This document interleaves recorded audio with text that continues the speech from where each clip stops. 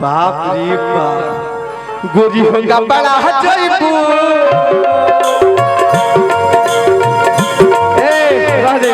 प्रियंका जी एक बार थोड़ा सा डांस कर देना हम के डांस पे फिदा रहे आई तो कि गोरी होगा बड़ा जयबू गोरी होगा बड़ा जयबू बाबा को सुने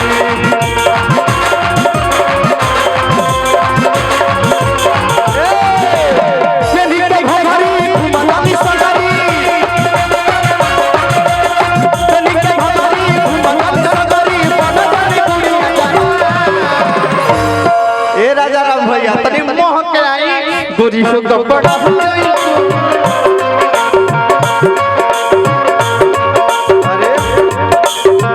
अरे अरे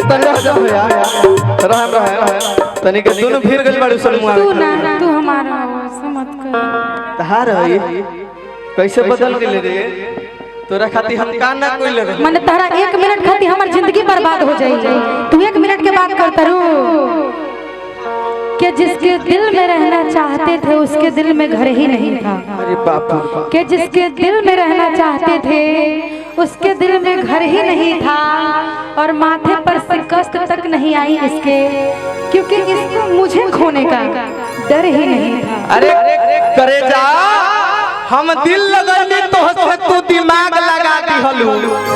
अरे कि हम दिल लगैनी तोहसे तू दिमाग लगा दिहलू जाए बेवफा सनम एगो बनौनी प्यार के झोपड़िया वही में ससुर तू आग लगा दिहलू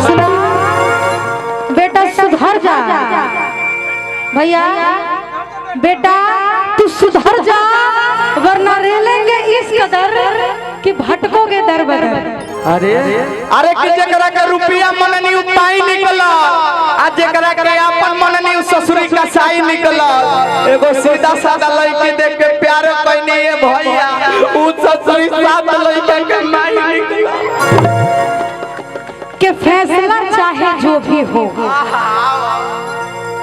ए भैया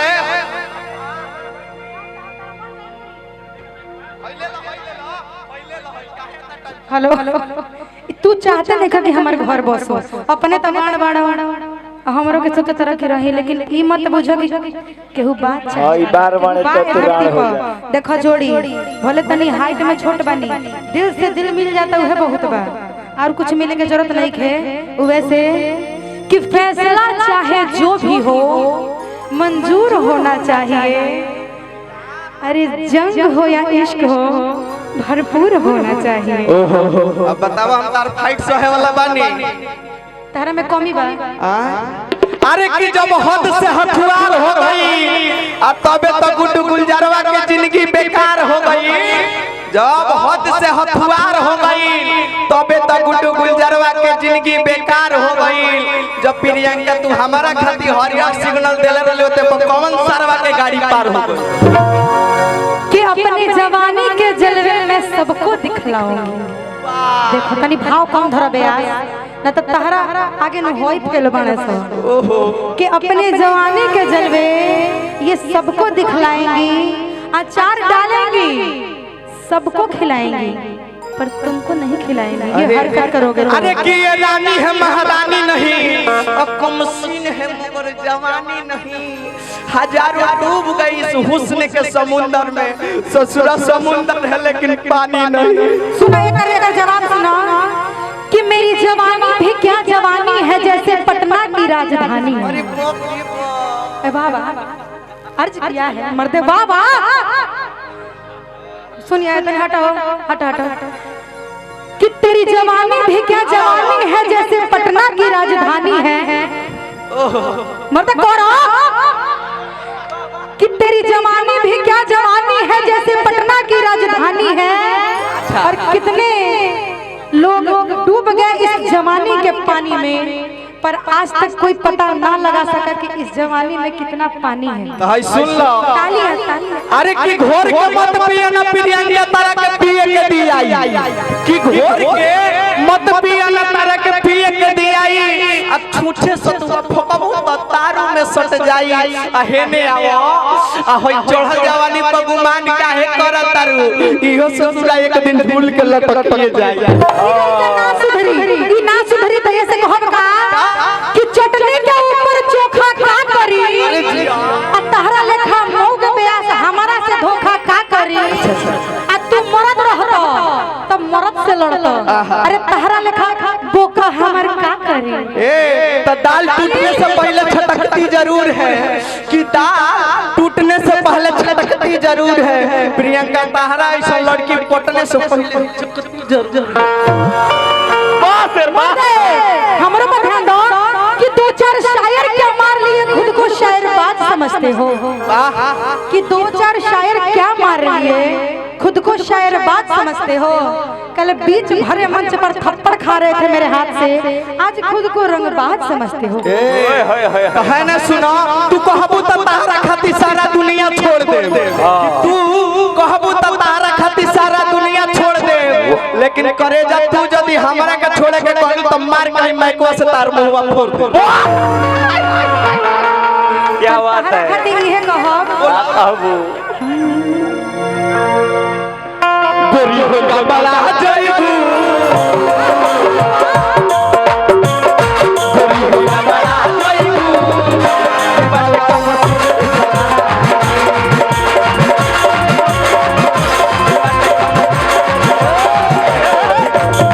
ओरी के घड़ी बताती संगरी,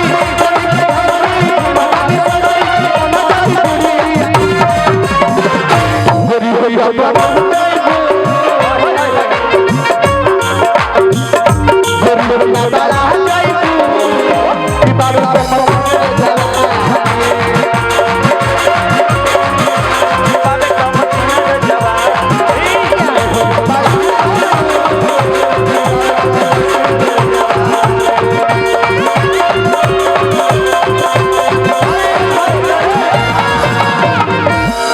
मीठा मीठा लगा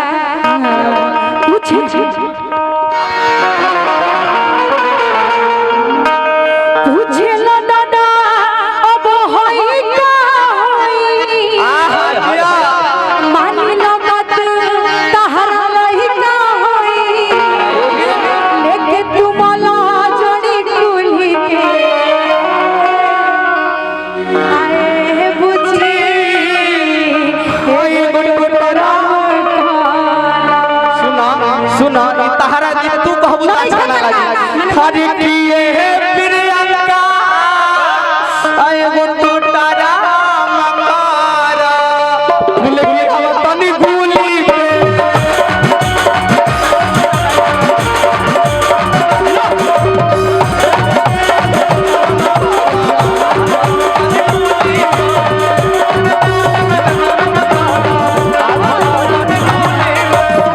पर मिलना जैसन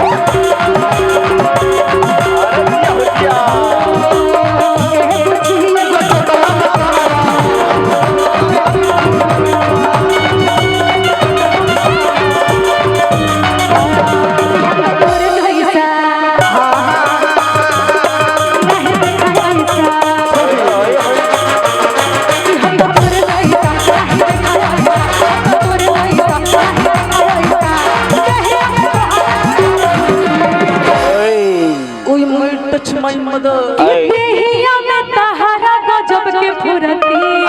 और कि मोने डाल मार तो हर फुरती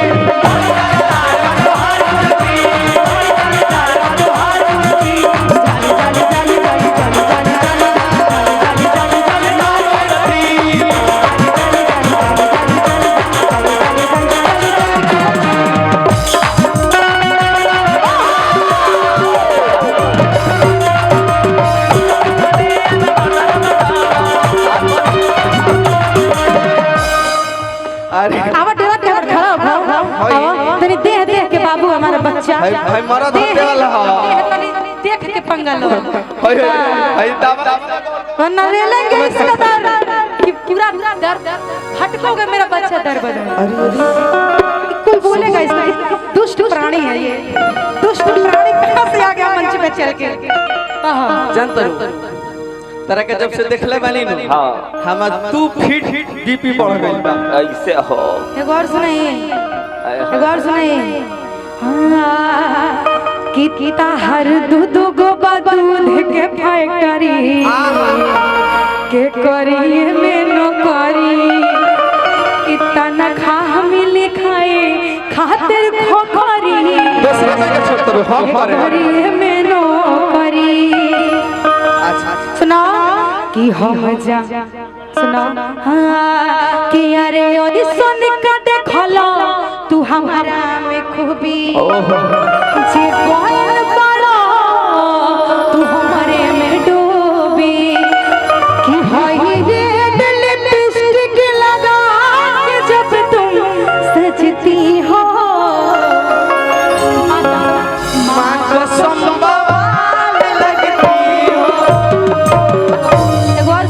सुना दी एगो और बड़ा चलता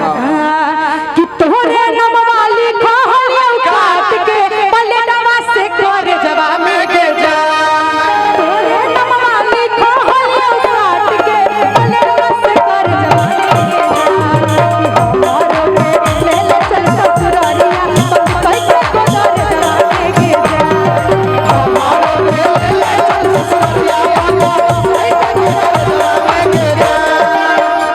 एगो तो चीज बा हां बोला तारा के गोदरेज में का हां तारा के अलमारी में बड़का पेटी जन हमर पापा देले बने है ना मिक्सी होला ना ओमे तारा के डाल के पीस के ले जाए गजेंद्र भैया भी आए शर्त बा बोला मान ली नया पापा हमर गोदरेज देले बने कैमरा ला भैया नया गोदरेज देले बने आ कहीं ओमे तू झाड़ा फिर देबो तो ना साजे ना ई तक इहे ना होई आओ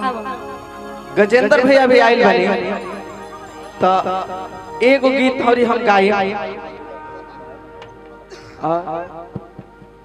हम जाएंगे सुनिए सारे कलाकार एक सम्मान होते हैं सबका ले बढ़िया हम गाइला लेकिन हम गावत नहीं के मेरे कहने का मतलब ये है कि जितने भी कलाकार आए हैं सबका सम्मान होना चाहिए जो भी कलाकार है सबका दो गीत होना चाहिए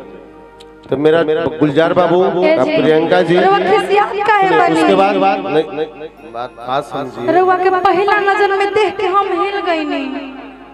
कि रउआ के पहला नजर में देख के हम हिल गई नहीं आ जाके अपना पापा से कह दे कि पापा पतो हम मिल गई नहीं तो सुनी ना यही सरोरा खातिर हम कहवे कि रूप रुबाई है ये जन्म के ना अगला जन्म के कमाई है काहे कि रूपे पर राम झुलवा गइले रूप